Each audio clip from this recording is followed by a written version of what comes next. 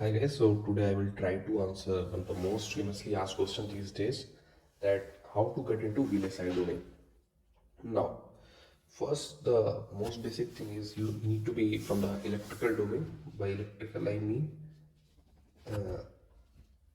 computer science also comes into electrical domain. Then electrical, the machines and power systems, all those guys also come into electrical domain. Then EC and also instrumentation. Instrumentation is one other branch. Nowadays, one other branch is there, electrical and electronics.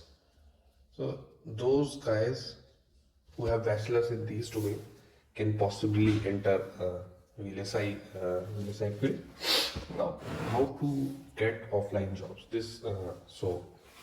Okay. So first thing what I would say is you need to have a proper LinkedIn ID.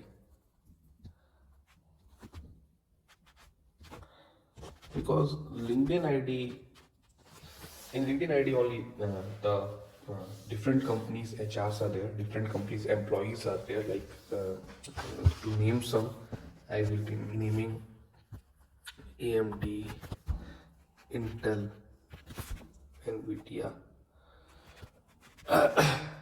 Cadence, NXP, Texas Instruments, Micron, etc. Now, what you need to do is you need to follow the HRs of these companies, or HRs, and also some of the active employees.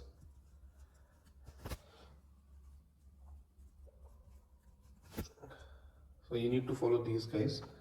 Once you have quite sufficient number of connections, so whenever there are any openings in their respective companies, they are going to send a post on LinkedIn. So you can get information about the jobs, upcoming jobs from this LinkedIn. So now what you are going to do is, from LinkedIn you are going to get job IDs.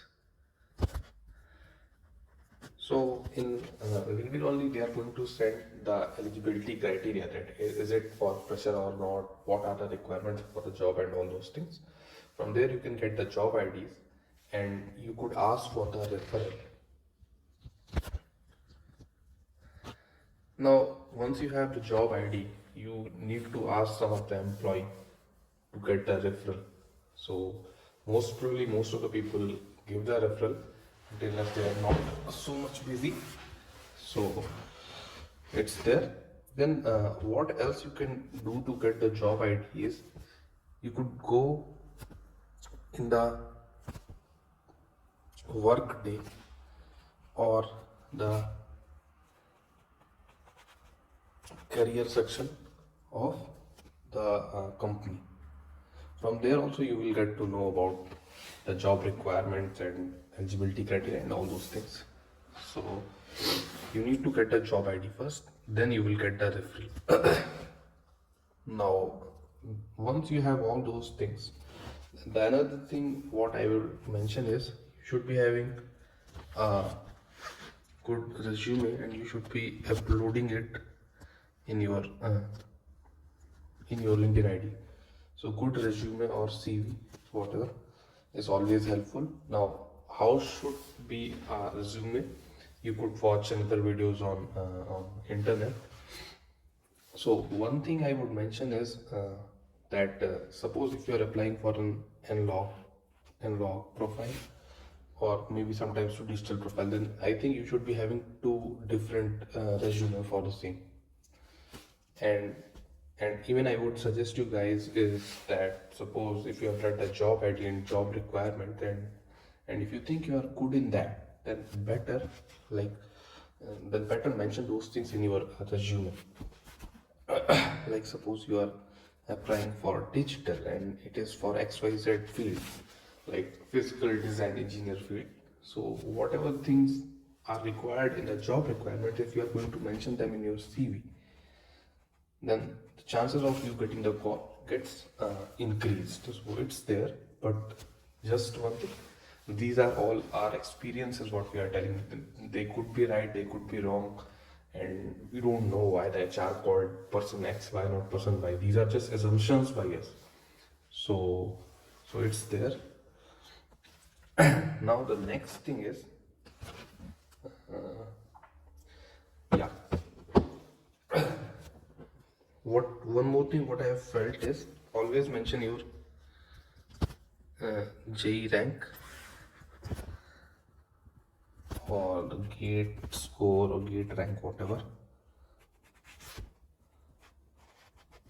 And if suppose if you are not having a good one, then always try to give the percentile. Because what happens is that suppose if your rank is in gate, you have your rank is 2000 among 2 lakh people. Okay, so this makes your percentile to be around 99 percentile, right? 99 percentile. I mean, that means you are better than the 99 percentage of people who have appeared. So even though the rank 2000 was not so much good, but when you are going to write 99 percentile, this just gives a light. It is the companies generally have a bias uh, between the PTechs and MTechs.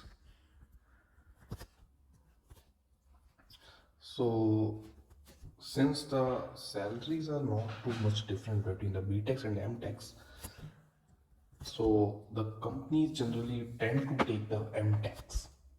Generally, they won't be taking the BTechs as much. But it's not like that they're not gonna take, but they have a bias for the MTechs. So what BTechs could do is attack the internships. Internships interview is easy to crack, and they internships interview is easy to crack, and they are easily could be grabbed. And the best thing about these companies is that like most of the interns and most of the companies gets converted. um, uh, if we are ignoring some exception companies like ST, otherwise most of the interns get converted. So it's there. And also I would suggest to BTechs, if they have time, then better to do MTech from the colleges which allow internship in the second year as well. So effectively your MTech will be of 1 year. So this is what I would recommend. Yeah, yeah, that's it. And yeah,